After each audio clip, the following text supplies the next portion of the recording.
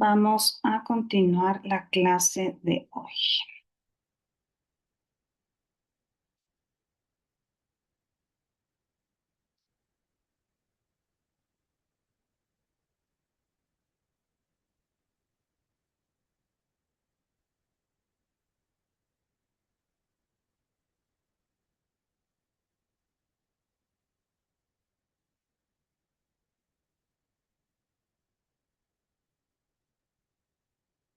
Bueno, recordarán que la semana pasada comenzamos a hablar sobre los métodos de interpretación constitucional y empezamos a analizar justamente parte de lo que viene a ser el libro guía de esta clase, que es el libro de interpretación y argumentación constitucional del expresidente de la Corte Constitucional, es decir, Dalí Lozada y Catherine Ricaurte, que me parece que es un libro sumamente interesante y claro que nos permite, como en su momento la doctora Silvia decía, cómo es que la Corte llega a determinar qué método utiliza y todo. Pues básicamente la clase de hoy nos va a ayudar a determinar justamente en qué momento se escoge un método en particular. Entonces, denme un minuto, voy a cerrar una puerta que hay un sonido.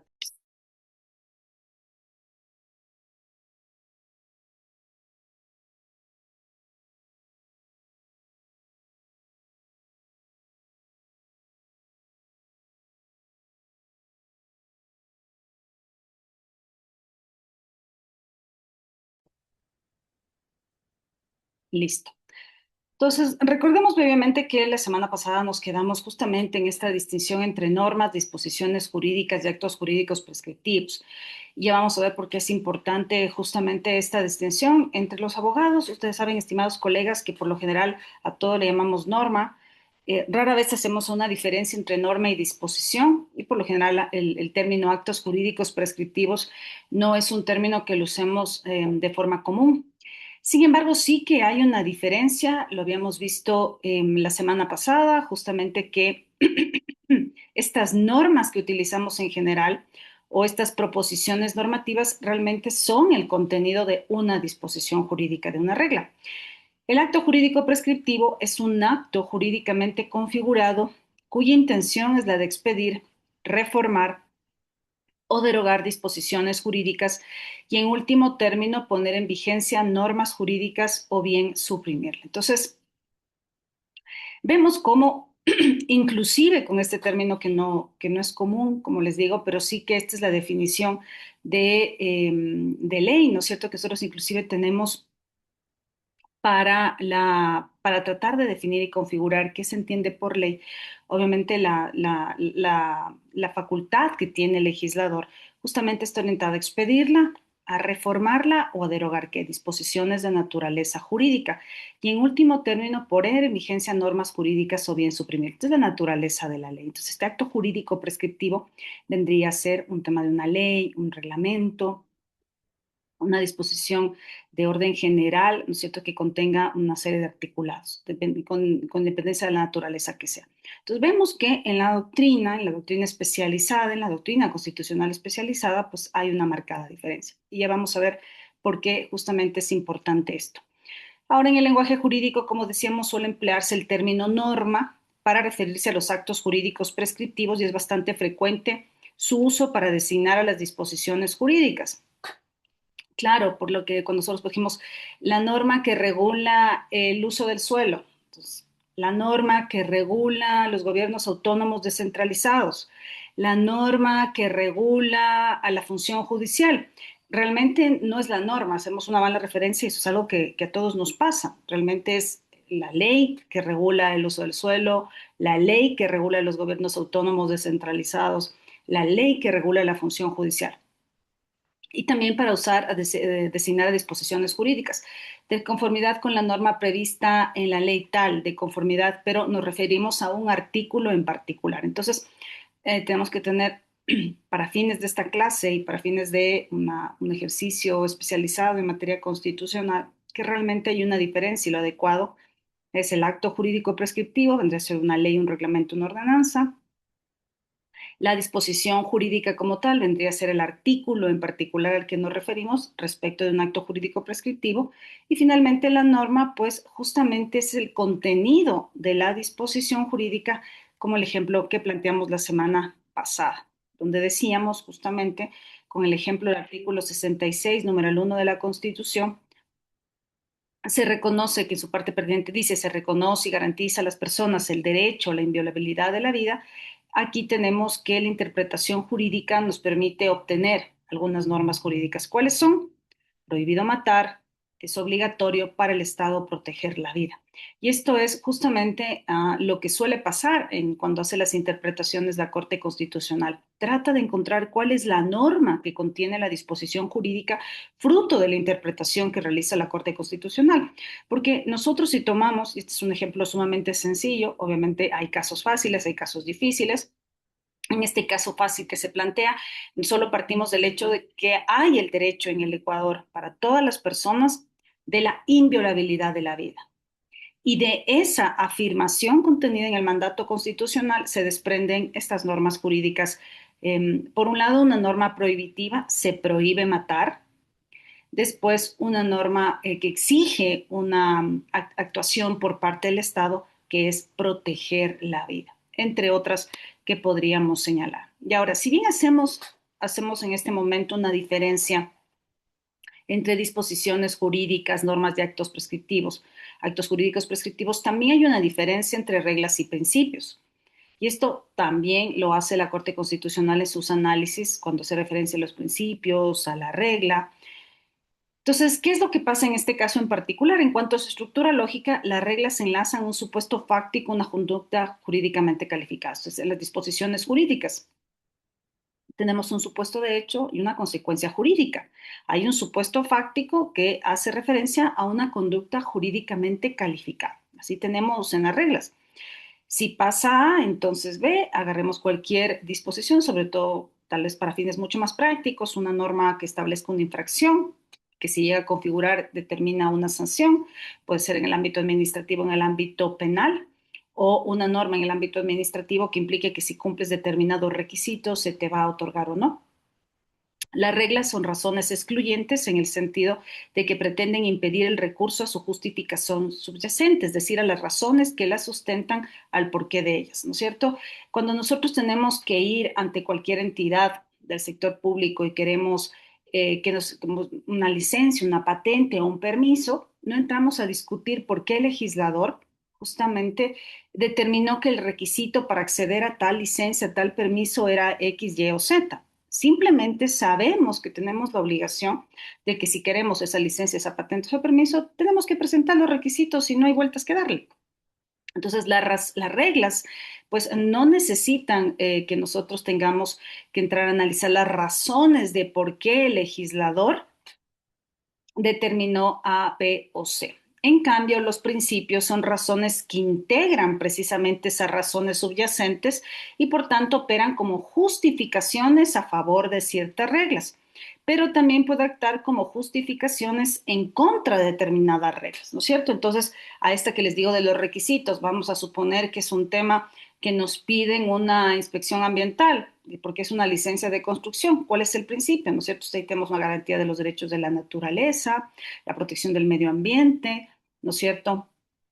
Entre otros. Y también podrían operar en contra de determinadas reglas si por el contrario, obviamente, entre los requisitos, en cambio, no se encontrara una inspección ambiental, alguna cosa, el principio justamente de la misma naturaleza podría llegar a decir que al no haberlo configurado el legislador de tal manera se está generando una oportunidad para la afectación de los derechos de la naturaleza y plantear una acción de inconstitucionalidad. Entonces, esto es lo que marca justamente en la diferencia entre reglas y principios, el hecho de que los principios podrían implicar justificaciones subyacentes de las reglas o a su vez las razones por las cuales deberían ser modificadas las reglas tomando los mismos principios. Ejemplo, analicemos esta regla. Si un funcionario público excede los 60 días encargado de un puesto jerárquicamente superior, entonces no tiene derecho a percibir el plus remunerativo por el tiempo en exceso. Este es un caso, obviamente, que parte también de unos ejemplos que el doctor Lozada y su esposa realizan en el libro, por eso, así como plus remunerativo, no lo tenemos en nuestra legislación. Supuesto de hecho, todos los casos en que un funcionario público exceda los 60 días de encargo, ¿no es cierto? Tenemos la regla, es que obviamente, como se parte en este ejemplo, si un funcionario público excede los 60 días, encargado de un puesto jerárquicamente superior, entonces no tiene derecho a percibir el plus remunerativo por el tiempo en exceso. Se entendería que le van a pagar hasta los 60 días y superado esto ya no le pagaría. Entonces, todos los casos en que un funcionario público exceda los 60 días de encargo estaría bajo la condición de no percibir un plus remunerativo. La norma. Nadie puede ser obligado a realizar un trabajo gratuito, no sería una regla, sino un principio, pues carece de supuesto fáctico que indique las condiciones de hecho particulares en que debe ser aplicada la norma. ¿Qué significa esto? En los principios que sustentan la eficiencia administrativa y la legalidad. De fondo es que nosotros partimos, y aquí sí ya nos anclamos a lo que manda nuestra constitución, nuestro ordenamiento jurídico. Obviamente no existe trabajo sin remuneración. Nadie puede ser sometido a un trabajo forzoso sin reconocimiento de trabajo, sin el reconocimiento, obviamente, de su remuneración correspondiente. No podría existir una regla que diga que si una persona está trabajando en determinado cargo, obviamente no se le va a reconocer un valor adicional o no, simplemente va a seguir trabajando. Vamos a suponer que hay una regla que dice relación con ganará X cantidad de dinero por el encargo o si fuera la misma remuneración como tal y que por el tiempo que está subrogando en el cargo, y aquí ya utilizando términos de nuestra ley de servicio público, no se le va a reconocer el valor. O sea, aquí implica que durante todo el tiempo que esté subrogando en el cargo, que en la parte no pasa, en la práctica sí hay la obligación jurídica de pagarles, no se le va a reconocer. Entonces, aquí está inobservando una norma contenida en la Constitución de que nadie puede ser obligado a un trabajo gratuito. Y sobre la base de esto se podría, de ser el caso, si esto fuera un caso de la vida real, obviamente presentar una acción de inconstitucionalidad, porque sería muy difícil que en aplicación del principio de aplicación directa de la Constitución, a lo mejor alguien se encuentre una regla que le pone expresamente lo que estamos viendo en pantalla, le pagaría, porque sabe que al final del día hacerlo más allá de que sobre la base del análisis constitucional tiene derecho al reconocimiento de esta remuneración por el tiempo del encargo, hacerlo implicaría que la Contraloría General del Estado pues justamente le establezca una orden de reintegro por el valor pagado adicional o a su vez le haga una responsabilidad civil por la misma razón. Entonces, nadie se va a arriesgar a un principio de aplicación directa de la Constitución amparado en esta norma que estamos hablando, en estos principios garantizados en la Constitución, porque justamente podría tener responsabilidad. Para atacar esta regla anclados en esta norma, habría que hacer una acción ante la Corte Constitucional, señalando que es inconstitucional, o a su vez esperar que el legislador la reforme. Entonces, esto es lo que pasa en casos de esta naturaleza. Si dos reglas entran en conflicto, sea cual fuera el criterio de solución, solamente una de ellas será considerada como parte del ordenamiento jurídico, en tanto que la otra sería tenida como inválida y ajena al sistema. En cambio, si dos principios colisionan, solo uno de ellos, el que tenga mayor peso, se aplicará al caso concreto y el otro será desplazado, pero no considerado inválido, es decir, extraño al sistema. ¿Qué significa esto? Ya vamos a ver qué es lo que pasa cuando los principios se colisionan. Eso ya lo vamos a ver en el método de la ponderación como tal. Vamos a ver qué pasa cuando dos principios se colisionan y ahí vamos a ver cómo solo uno de ellos vamos a identificar tiene un mayor peso, es el que se va a aplicar al caso concreto. Y el otro principio va a ser desplazado, pero no por eso se va a considerar inválido. Ya vamos a ver qué es lo que pasa. En las reglas, cuando dos reglas colisionan, sea cual fuera el criterio de solución, solo una de ellas será considerada como parte del ordenamiento jurídico.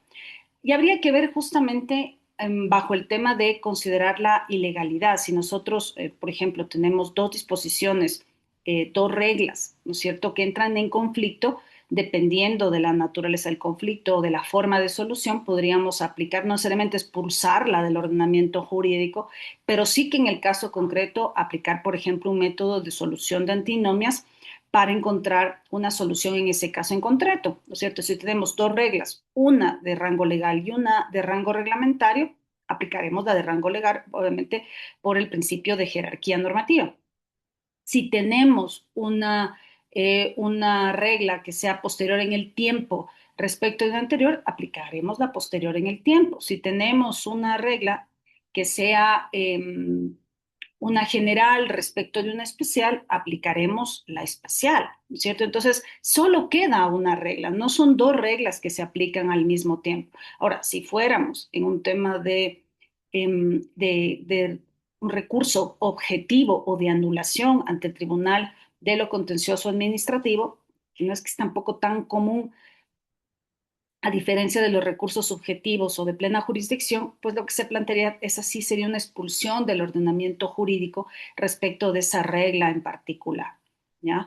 Pero lo que pasa cuando colisionan es que definitivamente uno, en el caso en concreto, es el que se aplica para dar solución aplicando el método de interpretación que fuera del caso. En cambio, que cuando ya se plantea, por ejemplo, un recurso objetivo de anulación, por ejemplo, ante el Tribunal de lo Contencioso Administrativo, realmente esa norma es expulsada del ordenamiento jurídico porque se declara su ilegalidad, ¿cierto? Esto. De ahí que pueden desprenderse dos importantes consecuencias. En primer lugar, que las antinomias entre principios siempre han de formularse con referencia a un caso concreto, las que atañen a reglas no. Entonces, cuando nosotros tenemos un tema en abstracto, podemos hacerlo respecto a las reglas, porque nos queda clarísimo que si hay una disposición legal versus una reglamentaria, ya tenemos que el método de aplicación de solución de antinomias por jerarquía siempre será la ley sobre el reglamento. En eso no hay vueltas que darla. Jamás vamos a encontrar una justificación de que debería ser el reglamento, sino siempre será la ley en caso de contradicción. Encontrar una justificación del reglamento iría en contra de este método de solución de antinomias de la jerarquía y sería un poco definitivamente forzado hacerlo y no sería válido. Y podríamos hacerlo en abstracto porque hay esta regla, ya la tenemos, ley sobre reglamento, posterior sobre anterior, especial sobre general, orgánica sobre ordinaria, ya tenemos. Lo que no pasa, en cambio, con los principios, y ya lo decíamos en las clases anteriores, no podemos nosotros solucionar antinomias, que más que antinomias, el hecho de saber qué principio en un caso en concreto deberíamos aplicar para solucionar el problema en abstracto. Siempre será en el caso concreto y por eso vamos a analizar el método de la ponderación. En segundo lugar, que el tributo primordial de las reglas es su validez, mientras que de los principios es su peso. Nosotros respecto de las reglas manifestamos, expresamos la validez que tiene esa disposición del rango legal o reglamentario, ¿cierto? Presumimos su validez en el sentido de que ha sido expedida por el órgano competente, llámese ley, llámese presidente de la República en los reglamentos generales de aplicación de la ley, llámese consejos municipales en el caso de las ordenanzas. Presumimos la validez de esas disposiciones legales respecto a las cuales podemos cuestionar justamente los principios en los que sustentan, podemos cuestionar justamente las normas jurídicas que no se observan como parte de una regla en particular, pero lo que no podemos cuestionar es su validez, que está atada a su vigencia, al hecho de haber ser expedido por un órgano competente. Si queremos atacar su validez, vamos a tener que recurrir pues a un órgano jurisdiccional competente para que deje sin efecto esa ley, ese reglamento o esa ordenanza. Mientras que en el caso de los principios, el atributo principal es su peso. Y este peso lo vamos a ver a continuación en el método de la ponderación en un caso concreto. Ahora, toda justificación jurídica tiene una justificación interna y que es la única existente en los casos fáciles, mientras que en los difíciles se precisa de una justificación externa. Cuando nosotros tenemos casos fáciles, a veces suele pasar, estimadas colegas, y vamos a ver ejemplos, que a veces nosotros inclusive mentalmente podemos llegar a encontrarle una solución a un caso concreto que se nos pone en consideración de por dónde podemos solucionar, porque es un caso fácil y hacemos una justificación, mientras que en el caso, cuando son casos complicados y difíciles como el que vamos a resolver el día de hoy, pues también necesitamos mayor argumentación, mayor justificación externa. Todo depende de la complejidad del caso que vamos a resolver. Y eso lo vemos, por ejemplo, en la Corte Constitucional. Cuando se ponen en su consideración la resolución de casos difíciles, la Corte argumenta bastante y plantea varios problemas jurídicos que intenta resolver sobre la base de su argumentación, citando fallos anteriores, citando sentencias de la Corte Interamericana de Derechos Humanos, entre criterios, yo que sé, del relator de la Oficina de Derechos, en fin. Entonces vamos a ver cómo requieren una mayor justificación de por qué se orientan a la solución del problema planteado de tal manera o de otra. La justificación interna, que es meramente deductiva, se expresa en un silogismo jurídico, tiene como razón operativa una premisa mayor que consiste en una regla. Básicamente aquí estamos hablando del método de la subsunción, ¿no es cierto? Tenemos una regla, tenemos un caso concreto, comparamos el caso concreto versus la regla, como el ejemplo que vamos a ver a continuación, y vemos si se acopla o no. Si se acopla, va a tener la consecuencia jurídica prevista en la disposición. Si no se acopla, pues simplemente va a tener otra, no va a tener consecuencia jurídica alguna y obviamente otra va a ser la actuación de la administración. Y finalmente, toda justificación interna se asentará en razones operativas que tienen el carácter de reglas. Entonces, cuando nosotros tenemos casos fáciles, obviamente, y dependiendo de la naturaleza del caso concreto, por lo general vamos a aplicar el método de la subsunción en el ámbito de la legalidad, ¿no es cierto? Cuando estamos en áreas del derecho administrativo, sobre todo en los casos que tenemos de actuaciones administrativas diarias, nosotros aplicamos el método de la subsunción. Nosotros estamos en una y no necesariamente los abogados, aplicamos en general. Cuando les digo, cuando va cualquier persona a la ventanilla, obviamente de una institución y pide una licencia o permiso, saben en la ventanilla que hay una regla. La regla es que para otorgar la licencia o el permiso se le tienen que solicitar tales requisitos. En la medida en que tenga tales requisitos, el órgano resolutor correspondiente pues va a otorgarle la licencia o el permiso. Entonces ahí aplicamos el método de la subsunción. Si A tiene todos los requisitos, entonces obtiene la licencia y el permiso. Si A no tiene todos los requisitos, entonces no obtiene la licencia y el permiso. Entonces, no hay muchas vueltas que darle cuando en los casos son sumamente fáciles, redactados en un sentido como el que les manifiesto de ejemplo.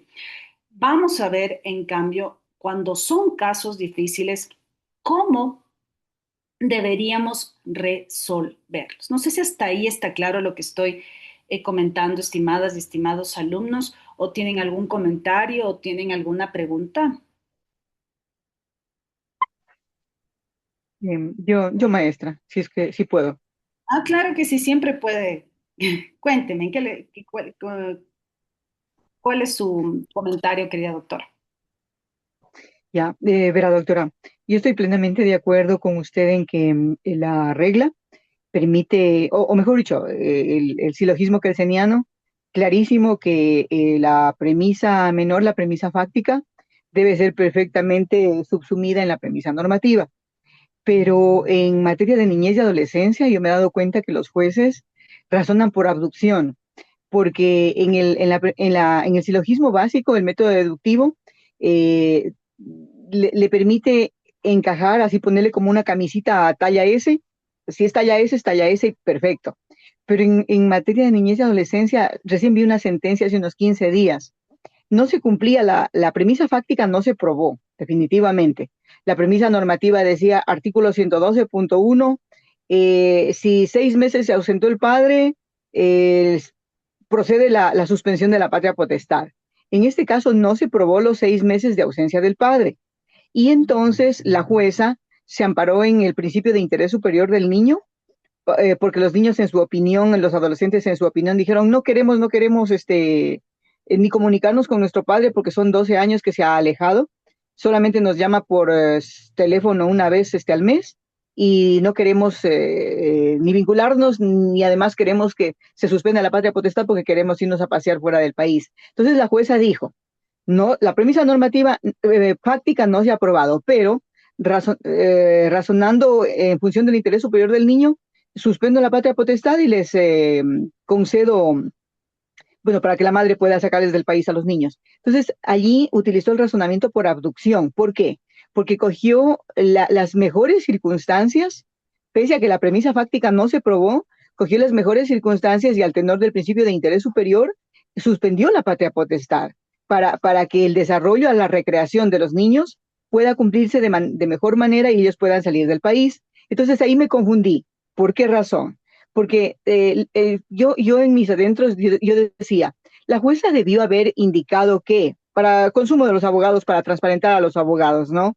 Debió haberles dicho, o sea, ahí es mi foro personal ya de mi pregunta, la jueza no dijo, pero yo digo que a lo mejor debió haber dicho, a ver, para transparencia de que los abogados no piensen que esto es una sorpresa, mi razonamiento, voy a razonar de la siguiente manera. Subsunción no se cumplió, premisa fáctica no se cumplió, pero como, no, como son derechos fundamentales, el derecho de los niños a la recreación, voy a razonar con abducción y voy a poner las mejores circunstancias para que se materialice el derecho a la recreación, hacerlo prevalecer. Entonces, tampoco me pareció que utilicé un método de ponderación en este razonamiento que estoy haciendo, porque no dijo, el derecho a la recreación prevalece sobre el derecho del padre a ejercer la patria potestad. Y entonces ahí dije, a veces falta de parte de los jueces decirle a los abogados, porque los abogados se quedan en el aire, dicen, pero ¿qué hizo aquí? Siempre y cuando la previsibilidad, que es seguridad jurídica, amerita que el abogado también sepa cómo el juez va a razonar. Y se me hizo a mí que ahí faltó un poco transparentar el método de razonamiento para que la gente se quede contenta. Si no, la apelación que luego le leí dice, la apelación no dice, oiga, jueces de alzada, sucede que aquí la jueza no resolvió el silogismo. Ahí le dicen, sucede que cambió el objeto de la controversia desde el razonamiento del abogado apelante. ¿Por qué razón cambió el objeto de la controversia? Porque en la sentencia no dijo, no se probó los 6 meses. En la sentencia lo que dijo en vista de que el escuchar a los adolescentes, la opinión de los adolescentes prevalece, y entonces yo creo que lo mejor es darles la oportunidad del derecho a la recreación y resolvió cambiando el objeto de la controversia. Entonces me pareció súper interesante el caso porque hay casos en donde en materia de niñez y en materia laboral yo me he dado cuenta que no necesariamente se cumple la regla silogística, sino que a veces los jueces tienen que saltar para hacer prevalecer de mejor manera el derecho. Eso quería, más o menos, no sé si me hice comprender Sí, la no, falta no, esta sí, de, sí, quería Patricia, una pregunta, ¿le quitó la patria potestad al papá? le suspendió, sí, le suspendió. Claro, por ejemplo, yo estoy totalmente de acuerdo con el abogado, vea, aquí a grosso modo. El objeto de la controversia, entiendo, era que le den permiso o no para salir, ¿no es cierto? Para que los chicos puedan irse con su mamá fuera del país, entiendo. Y el rato se resuelve quitarle la patria potestad para que ya no necesiten de la autorización del papá y se puedan ir con la mamá, ¿no es cierto? Algo Sí, así, Patricia. Entonces, obviamente, tiene toda la razón el abogado ante la apelación, porque obviamente nunca se fue a discutir, entiendo yo, usted es la que más conoce el caso, si debía o no mantenerse o no la patria potestad. Creo que eso nunca fue el objeto de discusión. Y la jueza, obviamente amparada en esto, que yo creo que podría haber encontrado otro tipo de justificación, tampoco la encuentro, y es lo que justo estamos viendo en la pantalla. Por eso, cuando son casos cuando queremos, también hay la posibilidad de que los jueces los quieran convencer en casos difíciles también, ¿no? Y traten de anclarse en un tema de derechos y de principios, cuando a veces las reglas están sumamente claras.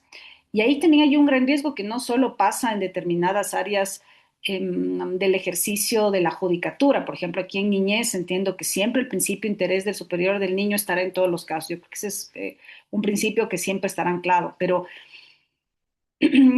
ahí también sí tengo mis contradicciones respecto de lo que está establecido en el ordenamiento jurídico, porque si es que en general las reglas no se van a cumplir nunca, entonces hay que cambiar las reglas, pero no podemos, por el principio de interés superior del niño, le digo en general, no, no digo que yo tenga la razón, le doy un comentario particular, obviamente, pero si siempre nos vamos a tumbar las reglas, pero entonces cambiemos las reglas. Porque si siempre vamos a empezar a resolver por el principio de interés superior del niño y para tumbarnos la regla que no nos gusta, anclados en el principio de interés superior del niño, vamos a suspender la patria potestad, entonces hay que cambiar la regla. Definitivamente, porque entonces, obviamente, yo me pongo del lado de los litigantes y yo voy a defender el hecho de que necesita mi autorización o lo que fuere, como le digo, desconozco a profundidad el caso concreto y me encuentro con que la jueza me cambia el objeto de la controversia y se ancla en el principio de interés superior del niño y se ancla en el derecho a la recreación, que no está completamente desarrollado en nuestra legislación, eh, y le suspende la patria potestad, o sea, yo creo que tiene razón en la apelación, más allá de reconocer justamente el derecho de esos niños a salir del país y todo eso. Pero no sé si me he hecho comprender, estimada Patricia. O sea, yo lo que creo es que en materia de niñez, el principio de interés superior del niño no nos puede llevar en todos los casos. A lo mejor este es un caso que uno diría, ay, pero apenas son salida del país. Pero si vamos a empezar a anclar el principio superior del niño para dejar de inobservar las reglas, ahí estamos fregados. Por eso tiene que ser siempre en caso concreto. No podríamos llegar a establecer un estándar de que por esto siempre las reglas van a quedar de lado, porque entonces cambiemos las reglas, cambiemos las reglas. Eso no sé, estimada Patricia, que, que le merece mi comentario. No, me parece acertadísimo, doctora, porque justamente eso genera seguridad jurídica. Yo también he sido abogada en libre ejercicio, doctora, y a mí me mata de las iras que los jueces a veces no, a ver, hay que transparentar el razonamiento para que el abogado no diga, ¿cómo irá a razonar el juez? De hecho, yo he escuchado abogados que dicen, ¿y ahora qué pasará? Y eso me molesta porque los abogados tienen que exigir al juez, a ver, estamos trabajando una subsunción, como usted bien lo dice, una regla, una justificación interna. El silogismo tiene que ser perfecto. Se probó la premisa fáctica, la premisa normativa es convencional, es constitucional, está vigente, pasó el principio pro legislatore. Yo sé que si probé los hechos, no tengo como abogado que dudar. Pero los abogados dicen, ¿y ahora qué pasará? Dicen, ¿y ahora cómo razonará el juez? Entonces, un poco también como que falta a los jueces este, tomarles clasecita de argumentación jurídica para que nosotros sepamos que aparte de que si el silogismo, si no voy a trabajar con el silogismo, el juez tenemos que ser honestos y decir, a ver, para el silogismo no me alcanza.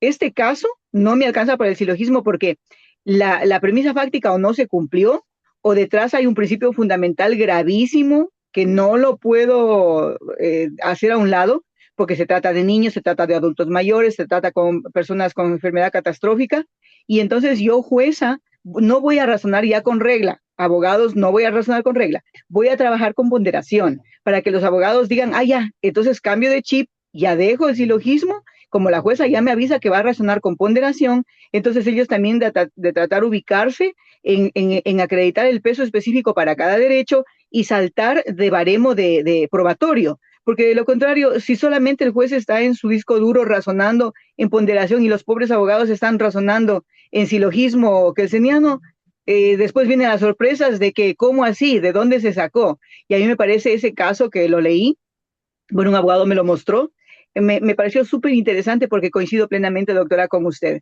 Si el objeto de la controversia va a marcar el método de interpretación que debo aplicar para solucionar el caso, no le puedo cambiar el objeto de la controversia en el momento de resolver sobre texto de principio de interés superior del niño. Incluso me metí a la Corte Constitucional y me bajé el contenido esencial, el núcleo esencial del interés superior del niño.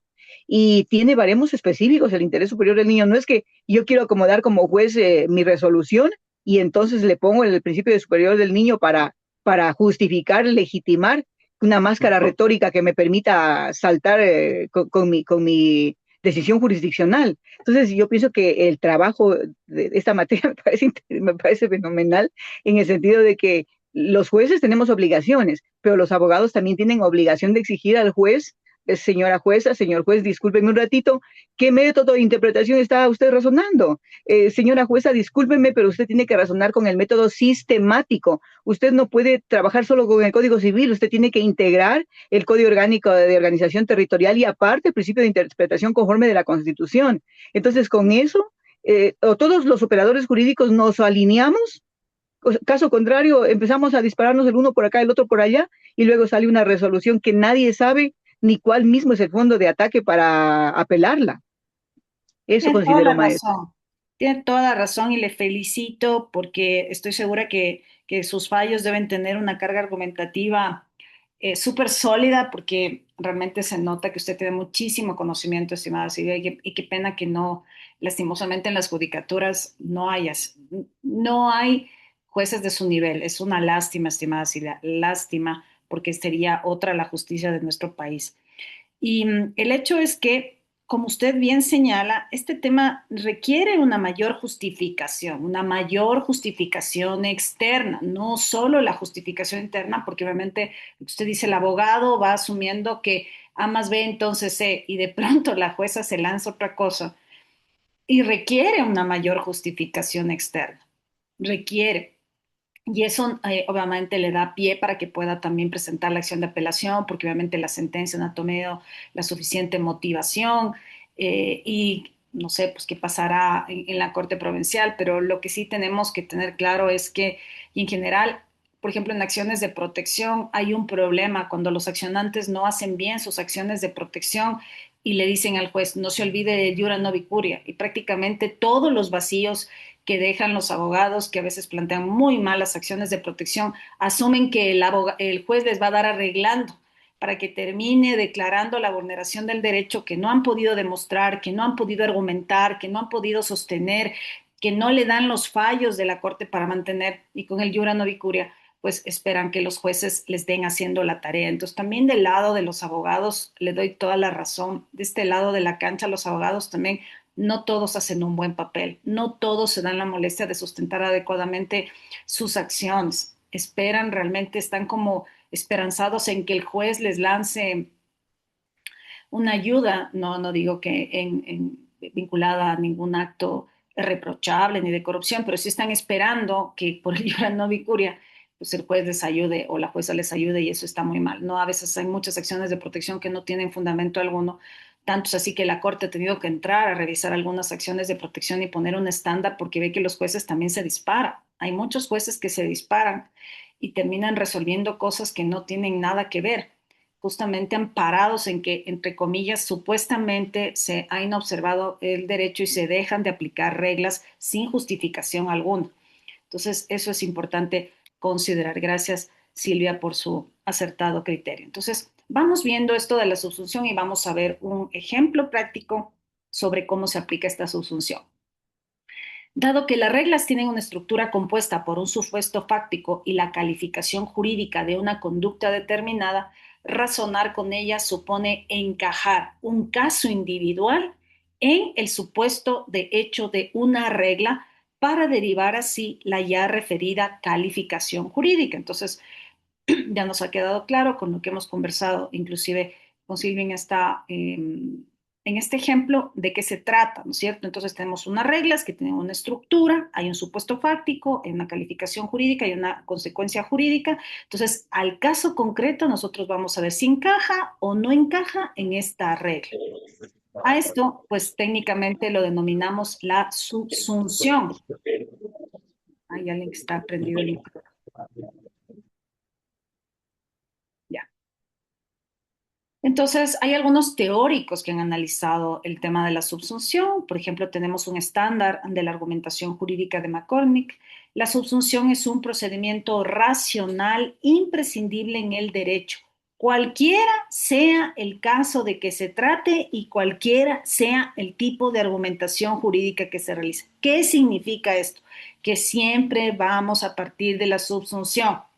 Y solo si en la subsunción vemos que para el caso concreto se queda corto por temas como los que la jueza en su momento, como lo que planteaba Silvia, creyó que la regla no era aplicable por el principio de interés superior del niño, entonces se lanza a ver cuál es el otro método de interpretación que debería aplicar, porque la jueza, si va a este tema de ponderación, el ejemplo que plantea Silvia, es porque primero aplicó la subsunción y se dio cuenta, o para ella o lo que fuera, en ese caso concreto ya le pareció que la regla se quedaba corta y que aplicar el método exclusivamente de la subsunción, a juicio de la jueza, implicaba vulnerar los derechos de los menores. Entonces ella dijo, no, esta regla, entiendo que este análisis lo hizo dentro de su cabeza, obviamente porque lo que entiendo Silvia ella no explicó que lo hizo dentro de su cabeza, no lo puso en la sentencia, Obviamente, en su cabeza ella dijo, no, esta regla me queda corta para el caso concreto. Si yo aplico exclusivamente la regla y el método de la subsunción, estos pobres guaguas no van a poder viajar, pobrecitos, el papá, yo qué sé, será verdad, se retira, lo que sea, 12 años no asomado, bueno, lo que fuera. Entonces, no, me queda corta. Yo tengo que, para resolver este caso completo y garantizar el derecho de los menores y el principio de interés superior del niño, aplicar otro método. Entonces, por eso es que cuando hablamos de el tema de la subsunción, ustedes van a ver que es el primer método que siempre se aplica, porque ahí nos damos cuenta que la regla nos queda corta para el caso concreto, porque si la regla nos calza perfectamente, obviamente es porque a lo mejor no hay derechos que están en juego o los derechos que están en juego no van a ser vulnerados con la aplicación de la regla, porque el rato que el juez o el órgano resolutor dice, voy a aplicar esta regla, pero si aplico esta regla, van a haber vulneraciones de derechos o podrían vulnerarse derechos o hay una amenaza de vulnerar derechos o lo que fuere, o implicaría desconocer que hay derechos, en este caso en particular en juego, entonces ya va a decir, no, no voy a poder aplicar la subsunción, voy a tener que aplicar otro método de interpretación para dar solución al caso concreto. Por eso es que en este párrafo, que me permito repetirles nuevamente, dice, la subsunción es un procedimiento primero racional, es un procedimiento racional. Porque obviamente es la regla, los hechos es un procedimiento racional, no hay subjetivismo, es sumamente objetivo, uno se da clarísimo si calza o no calza, es un ejercicio racional y es imprescindible en el derecho, cualquiera sea el caso que se trate y cualquiera sea el tipo de argumentación jurídica que se realice. Vamos a partir por aquí. Entonces, ahora vamos con un ejemplo. Vamos a un ejemplo. Les pido por favor que estemos todos atentos a este ejemplo para que vean justamente cómo se aplica el método de la subsunción. A lo mejor ustedes lo aplican mucho más fácil de lo que vamos a ver aquí, pero estas serían como las reglas que se sugieren para dar aplicación estricta al método de la subsunción en un caso concreto. Entonces, este es el ejemplo. Supongamos que al Consejo Nacional Electoral del Ecuador se le plantea el problema argumentativo de si debe calificar o no la candidatura de María a la presidencia de la República. ¿Quién tiene una concesión para explotar un campo petrolero? ¿Cómo resolvería el Consejo Nacional Electoral? Entonces aquí tenemos justamente un problema jurídico, ¿no es cierto? ¿De qué se trata esto? Va una persona que se llama María al Consejo Nacional Electoral y pide que se le inscriba la candidatura. Pero al momento de revisar la candidatura, el Consejo Nacional Electoral se da cuenta que María tiene un contrato de concesión para explotar un campo petrolero. Y entonces el Consejo Nacional Electoral se pregunta si debe o no inscribir la candidatura. Entonces estamos claros en el ejemplo. Vamos ahora. ¿Qué es lo que dice el artículo 113, numeral 1 de la Constitución? Porque de aquí es que le viene la duda al Consejo Nacional Electoral y dice artículo 113.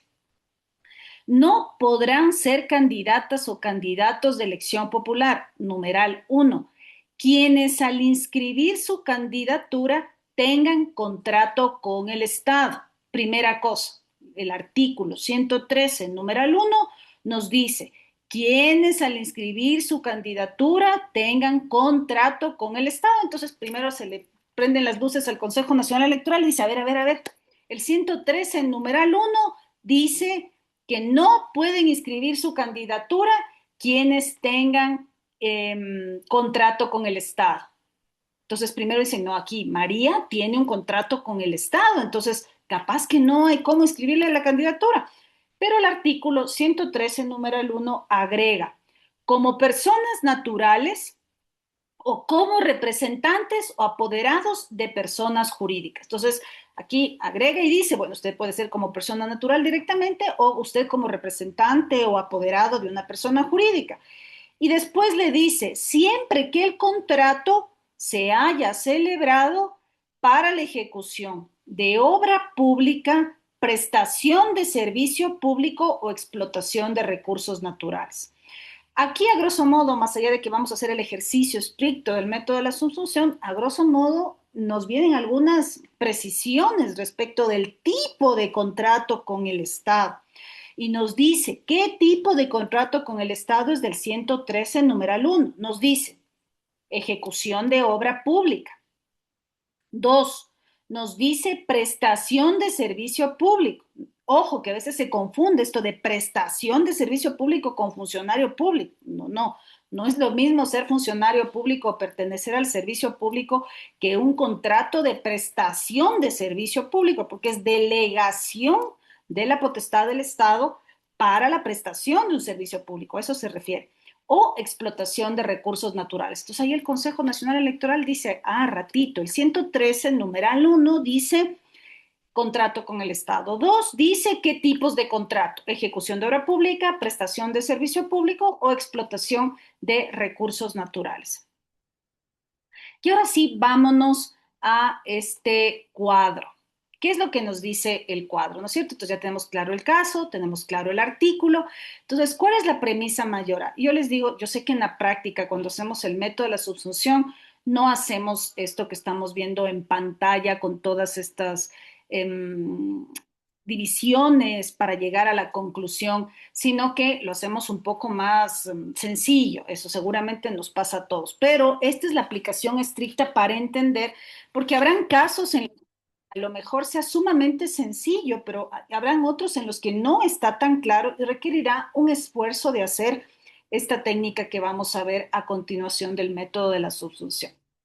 Entonces, premisa mayor A. Vamos a tener la proposición normativa y la proposición general. Dice, para todo X, esta es la regla, ¿no es cierto? Para toda persona que quiera inscribir su candidatura. Si X es un ciudadano titular de una concesión para explotar recursos naturales, entonces le está prohibido ser candidato a cualquier dignidad de elección popular, ¿no es cierto? ¿De dónde parte esto?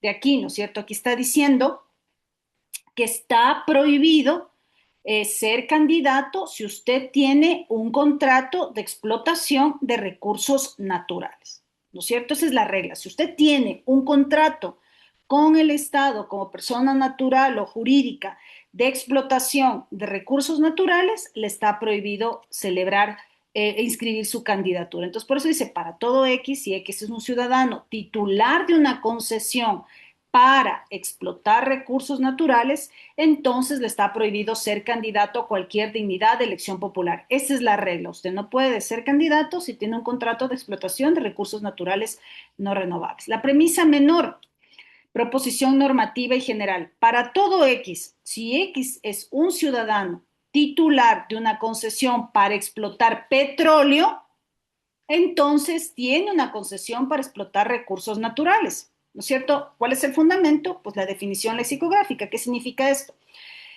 Que la regla general es la explotación de recursos naturales. Un contrato de explotación de recursos naturales le hace que usted tenga una prohibición para inscribir su candidatura. ¿Qué se entiende por contrato de explotación de recursos naturales no renovables? Por ejemplo, el petróleo, ¿no es cierto? Una concesión de un contrato para exploración y explotación de petróleo en alguna de las reservas que nosotros tenemos. Entonces, si usted tiene, entonces la premisa menor en este caso es que si X es un ciudadano titular de una concesión para explotar petróleo, se entenderá que se encuentra entre aquellos supuestos de contratos de concesión para explotar recursos naturales no renovables. ¿Ya? Después tenemos una conclusión intermedia, una A y una premisa mayor B. Entonces, ¿qué decimos? Para todo X, si X es un ciudadano titular de una concesión para explotar petróleo, entonces le está prohibido ser candidato a cualquier dignidad de elección popular. Entonces, si cualquier persona que tiene una concesión para explotar petróleo, considerando que es un contrato de explotación de recursos naturales no renovables, le está prohibido ser candidato a cualquier dignidad de elección popular. Como ustedes ven, la primera parte del método de la subsunción estricto parte de una regla general para todos los casos. Aún no hemos analizado un caso concreto, estamos estableciendo un estándar. Hemos empezado diciendo que la persona que tiene un contrato de concesión para explotar recursos naturales está prohibido conforme el 113 numeral 1. Decimos que si una persona tiene un contrato de concesión para explotar petróleo, es parte de un contrato, tiene relación con un contrato de explotación de recursos naturales no renovables. Y finalmente decimos que una persona que tiene un contrato de explotación de petróleo está prohibida justamente de escribir su candidatura porque forma parte de aquellos contratos de explotación de recursos naturales no renovables, ¿cierto? Entonces hemos puesto un estándar, una regla que vamos a aplicar en todos los casos. Vamos al caso concreto. Premisa menor B. Entonces aquí tenemos la proposición fáctica, el caso concreto y el caso particular. La ciudadana María tiene una concesión para explotar recursos naturales no renovables. Me parece que en el ejemplo que les planteaba, les decía justo de campo petrolero, ¿cierto? La ciudadana María tiene una concesión para explotar recursos naturales no renovables, para explotar petróleo. ¿Ya? Y eso ¿cómo lo hemos probado? Y aquí tiene que haber el fundamento, obviamente. Hemos encontrado un contrato suscrito entre el Estado ecuatoriano y María como apoderada de una empresa X con la que está explotando en uno de los bloques que tenemos en la Amazonía, está explotando petróleo, está explotando un recurso natural no renovable. Por tanto, la primera conclusión es que a María le está prohibido ser candidata a una dignidad de elección popular. O sea, María no puede inscribirse como candidata a elección popular porque tiene un contrato de explotación de recursos naturales no renovables, específicamente un contrato de explotación de petróleo que se ha demostrado a través de un instrumento público donde se demuestra que María suscribió un contrato con el Estado. Y luego tenemos la premisa mayor C, que viene a ser la proposición normativa y general. Para todo Consejo Nacional Electoral, si cualquier ciudadano tiene una prohibición de ser candidato a una dignidad de elección popular, entonces está obligado a rechazar la candidatura. ¿No es cierto? Entonces, si el Consejo Nacional Electoral, cuando se plantea la pregunta, ¿y ahora le inscribimos o no le inscribimos a María? Tiene clarísimo que el 113.1 establece, primero, contrato con el Estado, no importa si esa persona natural o jurídica, eh, pero siempre y cuando sea de los tipos que hicimos mención, entre los que se encuentra la explotación de recursos naturales no renovables. Entonces, el Consejo Nacional sabe clarísimo que si viene un candidato con ese tipo de contrato, tiene que rechazar la candidatura. Después viene la premisa menor C, la proposición fáctica y la particular. María tiene prohibición de presentarse como candidata de elección popular. ¿De dónde sacamos esto? Del análisis previo, donde llegamos a la conclusión que al tener María justamente un contrato para explotar recursos naturales no renovables, pues justamente no podía inscribir su candidatura. Entonces, la ciudadana María tiene una prohibición para presentarse como candidata a elección popular, está incursa en la prohibición. Entonces, ¿cuál es la consecuencia jurídica? La conclusión final, que el CNE tiene que rechazar la candidatura de María. ¿Ya? Entonces, yo sé que esto es un poco largo y ustedes hubieran llegado capaz a la misma conclusión de forma mucho más rápida que lo que hemos hecho en este momento, pero es así como funciona justamente en sentido estricto el método de la subsunción. Aquí a lo mejor este ejemplo fue sumamente sencillo para fines de la clase, pero esto aplicado a casos un poco más difíciles, no necesariamente. Les quiero plantear, y aunque no conozco muy a profundidad, les debo ser totalmente sincera, el caso de un ex candidato a presidente de la República parecía que era un poco similar al ejemplo inventado, en todo caso, que puse, donde ahí hay un elemento adicional que sí puede pasar en un caso difícil al aplicar el método de la subsunción y que no tiene nada que ver con los derechos. Y vean que ahí se hace una aplicación estricta de la regla y uno podría coger y apalancarse en el derecho de participación pretendiendo salirse de la regla y no lo puede hacer. Recordarán de un ex candidato, no voy a decir el nombre, pero un ex candidato que había cedido las acciones de algún contrato de prestación de servicios públicos, no de explotación de recursos naturales, previo a la inscripción de la candidatura y aparentemente pues o no estaba bien configurada la sesión o había sido tal vez a posteriori, no tengo muy claro el caso en particular, pero vamos a poner como ejemplo en general. Vamos a poner que una persona tiene un contrato de explotación de recursos naturales no renovables y que lo cede al día siguiente de la inscripción de la candidatura o que lo cede un día antes de la inscripción de la candidatura. Esos serían elementos que ustedes incorporarían dentro de su análisis, porque ustedes dirían, incorporarían otra pregunta, si Perico de los Palotes cedió se dio las acciones porque digamos que se dio las acciones de la empresa o lo que fuera, o nombró otro apoderado. O sea, cada vez puede ser mucho más complejo el problema porque podríamos plantearnos otro tipo de preguntas. Ya no es el apoderado, otro es el apoderado. A la fecha no es el apoderado, sí es cierto que tenía un contrato, yo que sé, de explotación de recursos naturales no renovables, pero a la fecha ya no es apoderado, o a la fecha ya no es el representante legal, o a la fecha ya no tiene el paquete accionario, o a la fecha se dio las acciones, o a la fecha podemos hacer mucho más complicado este análisis y por ello este cuadro, que es una aplicación estricta del método de la subsunción, cada vez que incorporemos más elementos al análisis, vamos a ver la utilidad de esto, porque aquí podríamos meter en otro, como les digo, en el análisis, qué pasa si se dio las acciones antes de la inscripción de la candidatura, está o no en curso en la prohibición, qué pasa si a la fecha ya no es apoderado, si bien es cierto, tenía el contrato, lo que fuera, tenía suscrito el contrato, qué pasa si tal cosa, qué pasa X y X y Y y Z, lo que fuera. Entonces, todos estos elementos van a derivar que el método de la subsunción se complejice. Lo que queda claro en este caso concreto es que, por ejemplo, no podríamos, en este caso concreto que les pongo, y partiendo de lo que yo le decía a Silvia hace un momento, cuando mencionaba este caso en particular de los derechos de interés superior del niño, es que yo no podría coger y decir, imagínense en lo que fuera, que en un caso concreto como el que les estoy planteando, yo le diga, sí, es cierto que está en curso en una prohibición, pero para garantizar el derecho a la participación, que participe. Imagínense lo que fuera.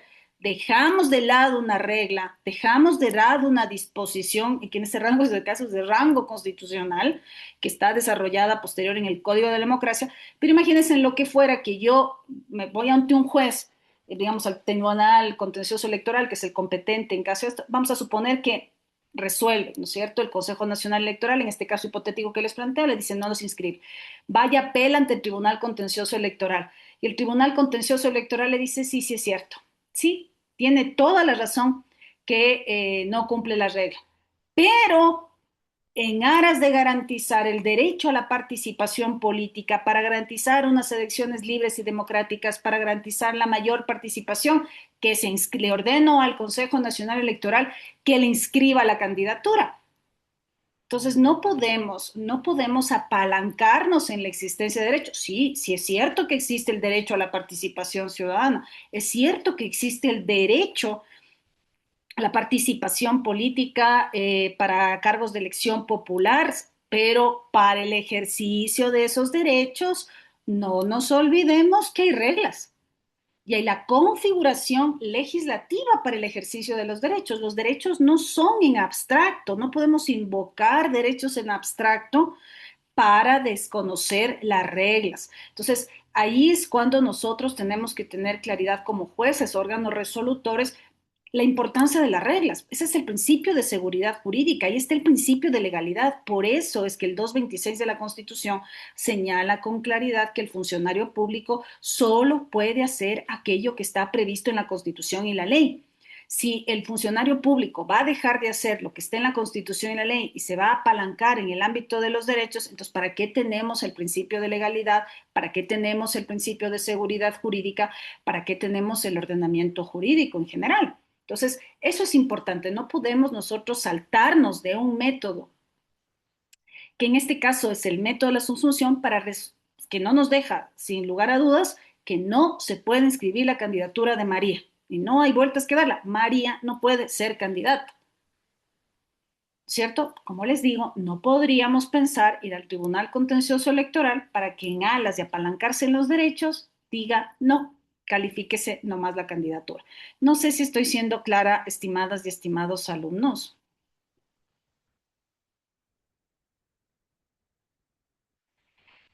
Bien, vamos a continuar. Si tienen alguna duda, por favor me comentan, pero si no, continuamos. Vamos ahora, en cambio, con la ponderación. De aquí también les pido toda la atención del mundo para comprender adecuadamente y para yo pues, hacer todo el esfuerzo por ser lo más clara posible, por transmitirles el método de la ponderación y espero haber sido suficientemente clara en la exposición del método de subsunción. Vamos ahora con la ponderación. Paso uno.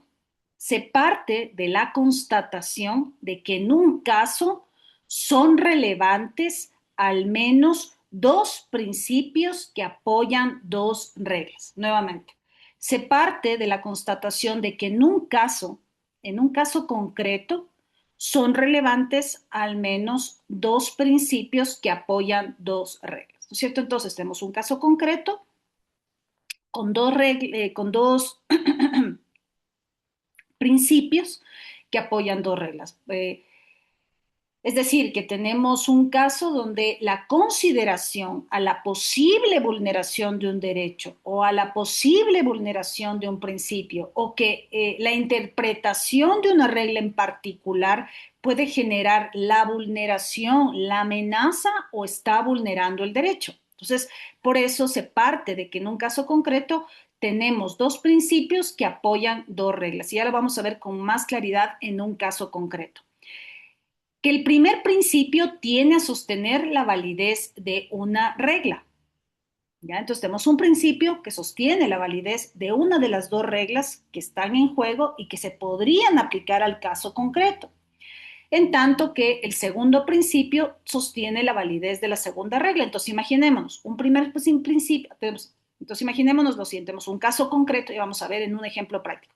Tenemos un caso concreto, a ese caso concreto se le pueden aplicar dos reglas para solucionar ese caso concreto.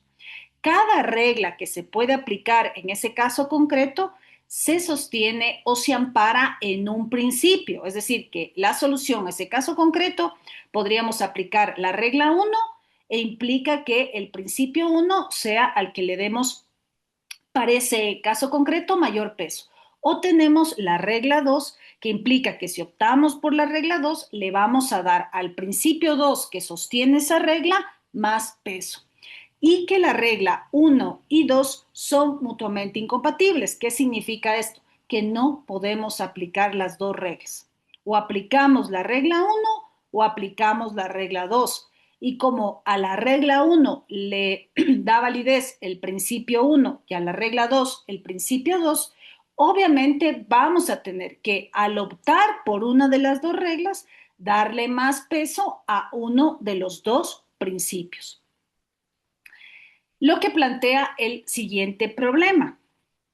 ¿Cuál es la regla jurídicamente válida? O la una regla o la otra regla, ¿no es cierto? Tenemos nuevamente un caso concreto, dos reglas, una regla amparada en un principio y otra regla amparada en otro. Entonces, en el caso en concreto, ¿cuál es la regla jurídicamente válida? ¿Cierto? O la que sostiene la regla 1 o la que sostiene la regla 2. De esto se ve que el choque frontal no es entre principios, sino entre reglas. ¿Qué significa esto? Al final del día, si bien es cierto, le vamos a dar más peso a un principio 1 o al principio 2, lo que sostiene esos principios son reglas jurídicas que son aplicables al caso, o la 1 o la 2. Entonces, cuando decidimos darle más peso a un principio respecto de otro, le estamos a la final optando por una regla u otra. Vamos al paso 2. Recordarán, paso 1, vamos al paso 2. Para solucionar el referido dilema, se determina que en el caso y considerando el contenido de las reglas 1 y 2, uno de los principios, por ejemplo, el principio 1 tiene más peso que su oponente, el principio 2, ¿no es cierto? Entonces, en el caso que estamos planteando hipotéticamente en abstracto, dos reglas y obviamente vamos a optar por darle más peso o al principio 1 o al principio 2. El procedimiento racional que permite fundamentar la preferencia de un principio frente a otro es la ponderación. ¿Ya? Entonces, justamente, primero aquí de destacar, hay un procedimiento racional, no es un tema subjetivo, sin carga argumentativa, es un ejercicio igual de racional que el método de subsunción, igual de racional, porque aunque nos apalanquemos en los principios, aunque nos apalanquemos en los derechos que están contenidos en las reglas, este apalancamiento de por qué este principio, de por qué este derecho, de por qué esta regla y no la otra, pues tiene que tener una carga argumentativa racional. Por eso el procedimiento también es racional para nosotros poder fundamentar por qué preferimos que en este caso en concreto, recordemos que en materia de principios, pues no podemos hacerlo de forma abstracta. ¿Por qué en este caso en concreto vamos a darle preferencia al principio 1 a través de la ponderación versus el principio 2? ¿Ya? Y en consecuencia, ¿por qué en este caso concreto vamos a aplicar la regla 1 respecto de la regla 2? Vamos al paso 3. Se construye finalmente una regla. El momento en que nosotros tenemos un principio, ¿no es cierto?, que hemos optado dar mayor protección, mayor peso en el caso concreto, vamos a construir una regla, que es la que va a pasar a cumplir su rol de premisa en la cadena de subsunciones correspondiente a la justificación interna. ¿Qué significa esto? Que volveremos a aplicar el método de la subsunción, pero ya con una regla que tiene un principio por el que hemos optado para resolver el caso concreto. De aquí se deriva algo que muchas veces se pierde de vista en los razonamientos jurídicos: toda ponderación conduce siempre a una subsunción.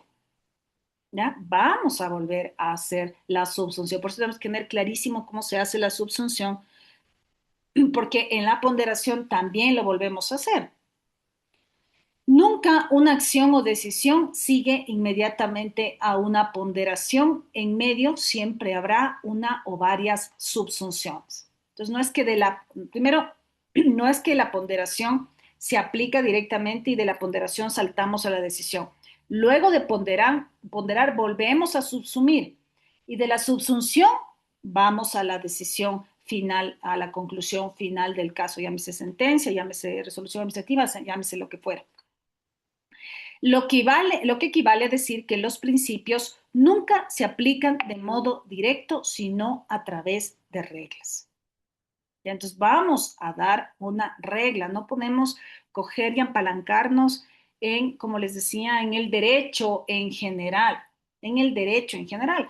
Por eso es que la Corte termina asentando en sus fallos justamente, y ahora la regla en adelante, aunque a veces no lo diga con palabras expresas. Por ejemplo, y esto tiene que ver con el neoconstitucionalismo y con la capacidad que tienen nuestros jueces creadores de derecho. Por eso ustedes van a ver que cuando tienen casos concretos, por ejemplo, digamos que se acusa una norma de inconstitucional por discriminación, porque no se ha incluido también, yo que sé, digamos que es una norma que solo está pensada para las personas con discapacidad.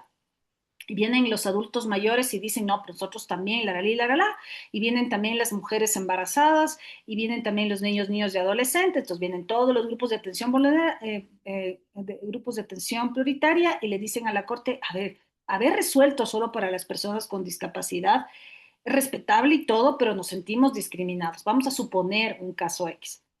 Entonces la Corte, en lugar de declarar inconstitucional digamos, un artículo de una ley o la ley en su conjunto, porque ve que realmente esto va a beneficiar a las personas con discapacidad, dicen no. Ahora la regla es que esto no solo le va a beneficiar a las personas con discapacidad, esto les va a beneficiar también a las mujeres embarazadas, a los adultos mayores y a los niños, niñas y adolescentes. Ahora hay una nueva regla, hay una nueva regla. Entonces, la Asamblea Nacional, hay algunas opciones que en que le dice la Corte a la Asamblea que tiene que reformar la ley para que incorpore tal cosa, o a su vez dice, de a partir en ahora adelante, este artículo se entenderá en tal sentido. ¿No es cierto? Entonces, viene a existir una nueva regla. No solo es que se apalancó en los derechos, sino que hace todo un análisis y llega a una conclusión de esta naturaleza. Y vamos al ejemplo, estimadas y estimados alumnos. No sé si estamos claros, no sé si les he explicado adecuadamente desde la parte abstracta, estimadas y estimados alumnos, o tienen alguna duda. Y si no, pasaríamos al caso concreto. ¿No? Bueno, entonces vamos con este caso concreto.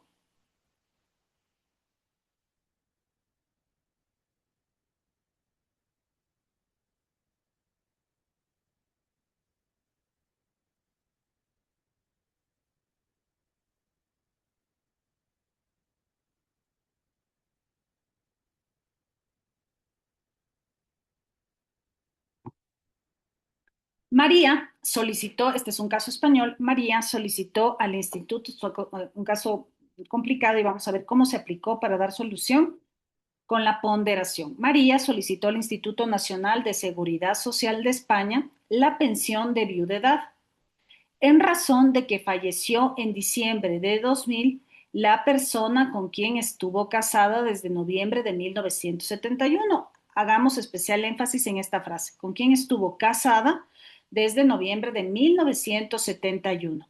En general, de acuerdo con el artículo 174.1 de la Ley General de Seguridad Social Española, tendrá derecho a la pensión de viudedad con carácter vitalicio salvo que se produzca alguna de las causas de extinción que legal o reglamentariamente se establezcan, el cónyuge superviviente.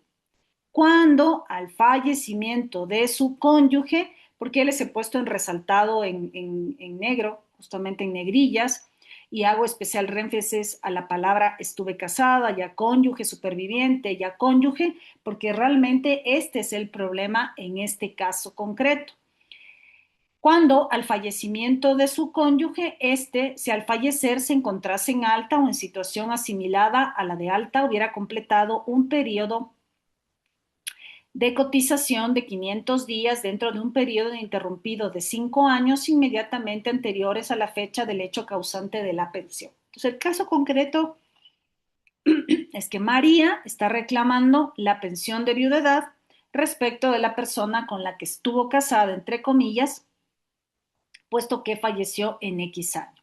La regla es que, de acuerdo con la Ley General de Seguridad Española, usted tiene derecho justamente a recibir esta pensión en caso de que usted sea cónyuge superviviente, cuando el fallecimiento de su cónyuge se dan determinadas condiciones. ¿Qué es lo que pasa? Que el Instituto de Seguridad Social Española, basado en esta norma, vendría a ser en esta regla en general, negó la solicitud en todas las instancias por no haber sido María cónyuge del fallecido. Ya vamos a ver por qué el Instituto Nacional de Seguridad Social Española le dijo a María, miren, el párrafo inicial dice la persona con quien estuvo casada. Y el Instituto Nacional de Seguridad le dice, le niega la solicitud porque dice que María no es cónyuge del fallecido. Y es que el matrimonio al que antes se aludió tenía una peculiaridad.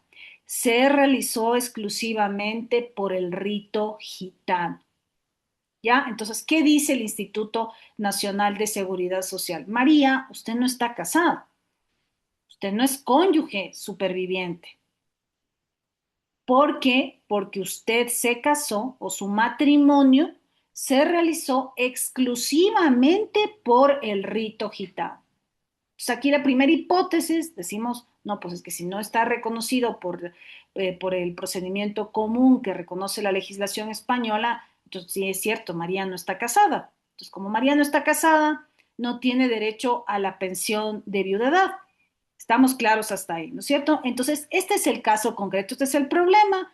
La regla dice, si usted es cónyuge, si usted está casada, si usted es cónyuge y fallece su esposo, si cumple determinadas condiciones, usted tiene derecho a la pensión y no hay vueltas que darle.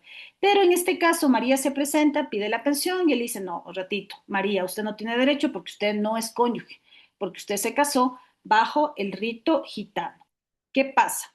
Entonces, María presenta una demanda en contra de esta resolución del instituto. Esta demanda fue aceptada por el Juzgado Social de Madrid porque básicamente porque según este juzgado, pues el artículo 174 debía ser aplicado este caso por analogía, puesto que la falta de reconocimiento de efectos civiles del matrimonio gitano no puede impedir la acción protectora que el Estado se ha impuesto a través de las normas de seguridad social. Entonces aquí tenemos un primer fallo, ¿no es cierto? Un primer fallo donde le dice, no, pues, ¿cómo le va a decir a María que porque está casada con el rito gitano no tiene derecho porque a la pensión de viudedad? En este caso, usted no puede dejar de lado que esta falta de reconocimiento de los efectos civiles del matrimonio gitano versus la acción protectora que debe tener el Estado con las normas de seguridad social. Entonces se apalanca en esta acción protectora que debe tener el Estado para decir que debería dársele los mismos efectos que el matrimonio civil al matrimonio gitano.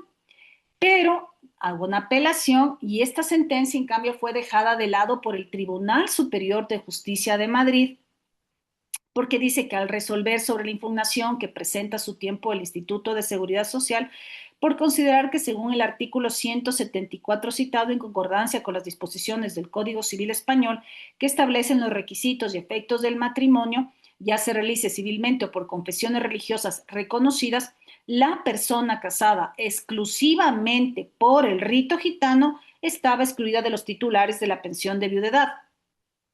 Y lo estaban además porque el artículo 174 no puede aplicarse analógicamente, dado que el matrimonio celebrado según alguno de los ritos inherentes a confesiones religiosas legalmente reconocidas no es análogo al matrimonio gitano, ya que éste no corresponde a ninguna religión. Entonces, en primera instancia, el juzgado le dice, dele una categoría análoga al rito gitano versus el matrimonio civil reconocido por la legislación española en aras de la acción protectora del Estado en materia de seguridad social. Se apela por parte del Instituto de Seguridad Social y en cambio el Tribunal Superior le dice dos elementos fundamentales. Primero, que no puede haber analogía. No puede haber analogía en una regla. Si la regla dice que es el matrimonio de acuerdo con el ordenamiento jurídico español, no puede haber analogía respecto del matrimonio realizado por el rito gitano. Dos, la posibilidad sería, si es que el rito gitano fuera reconocido entre aquellos efectos del matrimonio que sí establece la legislación española para aquellos que se casen civilmente o por confesiones religiosas reconocidas, dado que el rito gitano no se encuentra entre confesiones religiosas reconocidas. Definitivamente el Tribunal Superior de Justicia de Madrid le dice no, usted no puede ser reconocida como cónyuge y por lo tanto no cabe la pensión de viudedad. Pero ¿qué pasa con esto? El Tribunal Europeo, en cambio, constató que tanto la jurisprudencia del Tribunal Supremo como la del Tribunal Constitucional Español habían extendido analógicamente el derecho a la pensión de viudedad a dos supuestos no previstos expresamente por la ley. El de un matrimonio canónico que no cumplía las condiciones formales previstas por la ley al no haberse inscrito en el registro civil por razones de conciencia, y cuando se trataba de un matrimonio que fuese declarado nulo por sentencia judicial firme, siempre y cuando se comprobase o presumiese que el cónyuge sobreviviente fue un contrayente de buena fe. ¿Qué significa esto? O sea, estamos diciendo que el Tribunal Español dice, no, solo hay dos supuestos para que usted sea considerado cónyuge. Si usted se casa de acuerdo con las normas civiles, o si es por confesiones religiosas reconocidas. Pero el Tribunal Europeo ve que en cambio el Tribunal Español había considerado dentro de estas confesiones de matrimonios de confesiones religiosas a dos casos que no cumplían estrictamente lo que establecía la ley. Porque en el un caso, el de un matrimonio canónico, no se había inscrito en el registro civil, y en el otro caso, cuando se trataba de un matrimonio que fuese declarado nulo por sentencia judicial firme, siempre y cuando se comprobase que el cónyuge sobreviviente fue un contrayente de buena fe. Entonces ya había una excepción. No es que no habían excepciones. Habían excepciones que las había apalancado el Tribunal Constitucional Especial, español, a confesiones religiosas reconocidas, pero ahí le hizo la extensión en el caso de estos dos casos específicos de matrimonio canónico y el matrimonio que fue declarado nulo. Entonces, sobre la base de esto, ¿qué hace el Tribunal de Estrasburgo? Erigió su argumentación que básicamente consistió en considerar el caso de los matrimonios celebrados exclusivamente por el rito gitano como análogos a los dos supuestos antes referidos, asumiendo que el elemento común entre ellos es el de buena fe de los contrayentes. Entonces, el Tribunal de Estrasburgo encontró, gracias a estas excepciones que había dado en su momento el Tribunal Europeo, apalancado por un lado en confesiones religiosas y en este tema del cónyuge sobreviviente contrayente de buena fe, dijo, bueno, entonces aquí tenemos un elemento en común que es haber contraído el matrimonio de buena fe. Entonces, si ya hay excepciones, por analogía, esta también debería ser otra, ¿no es cierto? Entonces, lo que hace es considerar al caso de los matrimonios celebrados exclusivamente por el rito gitano como análogos en el marco de estas excepciones, que adicionalmente poner como requisito, como regla, en la medida en que hayan sido contraídos de buena fe, lo que en el caso de María sí se verificaba y con especial intensidad, pues según el Tribunal Europeo, para apreciar la buena fe de María, había que tomar en consideración su pertenencia a la etnia gitana, por cuanto las creencias colectivas de una comunidad culturalmente bien definida no puede ser ignorada, tanto más que la vulnerabilidad de la etnia gitana por el hecho de constituir una minoría implica prestar una especial atención a sus necesidades y a su modo de vida, tanto en el ámbito reglamentario admisible en materia de regulación como en el momento de la adopción de la decisión en casos particulares. ¿Qué significa esto? Que como ven, el Tribunal de Estrasburgo estableció una regla y luego verificó con el método de la subsunción si María calzaba en la regla. ¿Cuál era la regla?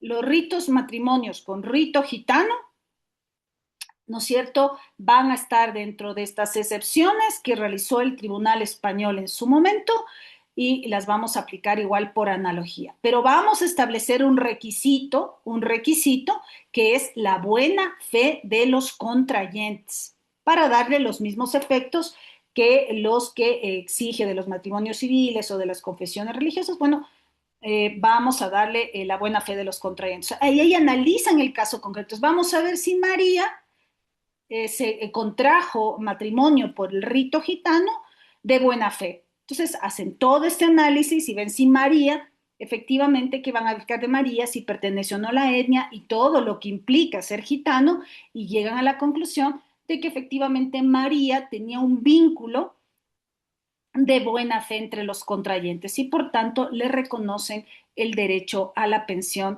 de viudedad. ¿Ya? ¿Qué hubiera pasado si en cambio la regla es esta, el rito gitano, la buena fe de los contravientes, y se dan cuenta que María, pues no era gitana, nunca había cumplido las reglas de los gitanos, tenía otra forma y todo? Le hubieran dicho que no, le hubieran dicho, la regla es la buena fe, pero se ha demostrado que María no pertenece a la etnia, María esto, María aquello, por lo tanto no se le concede el derecho a la viudedad. Entonces, ¿qué es lo que pasó? Y en este caso, ya vamos terminando. Paso uno, se constata que en el caso de personas casadas únicamente por el rito gitano, cuya pareja ha sido cotizante de la Seguridad Social y ha fallecido, entran a operar, por un lado, los principios de igualdad material, el derecho a la seguridad social y el derecho a la protección de las minorías étnicas vulnerables. Y por otro lado, los principios de igualdad formal, de imperio de la ley y de seguridad jurídica. Entonces vemos aquí que hay dos principios en juego, ¿no es cierto? La igualdad material, porque ella estuvo, es una cónyuge bajo el rito gitano, hay un tema de igualdad material respecto de los cónyuges casados en las leyes civiles españolas, ¿ya? No hay igualdad formal, porque obviamente la legislación española no reconocía el matrimonio gitano y sino exclusivamente el civil. Pero desde el punto de vista de la igualdad material, obviamente María estaba casada y el fallecido era su cónyuge. Y aquí también hay el tema del derecho a la seguridad social, el derecho a la protección de las minorías étnicas vulnerables. Y por otro lado, tenemos en cambio como principio la igualdad formal. No, es que solo deberían ser a los que están casados con el vínculo civil reconocido en España. El imperio de la ley, no, es que hay que respetar las reglas que contiene el ordenamiento jurídico español. La seguridad jurídica, no, si empezamos a romper las reglas del ordenamiento jurídico español, pues vamos a tener problemas porque aquí cada cual va a decir que está casado y realmente se va a beneficiar de la protección de la seguridad social española. Entonces, esto es lo que está en juego. También se establece que en el primer supuesto los principios apoyan la validez de la regla según la cual debe ser considerado como cónyuge en los términos de la Ley de Seguridad Social, ¿no es cierto?, de todo el análisis que hace el Tribunal Europeo. Mientras que en el segundo supuesto los principios apuntan a la regla contraria, es decir, que no debe ser considerado como cónyuge para los efectos de la Ley de Seguridad Social. Entonces, siempre tuvimos dos reglas, o es o no es cónyuge.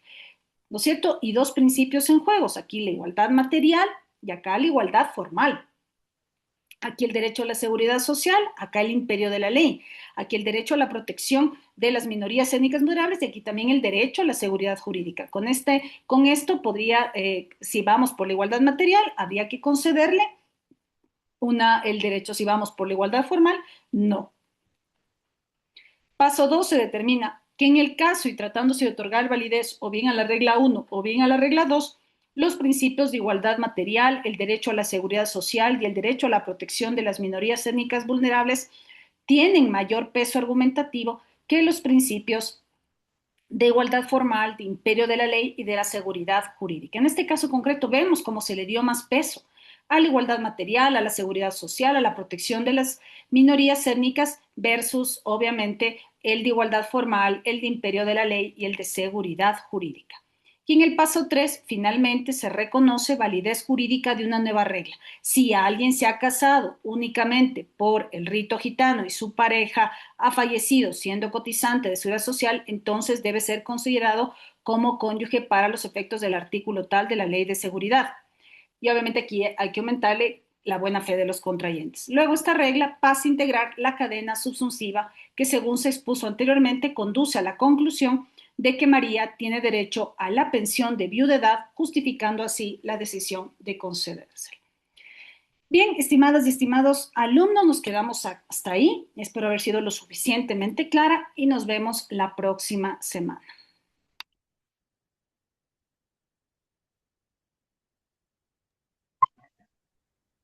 Gracias, doctora.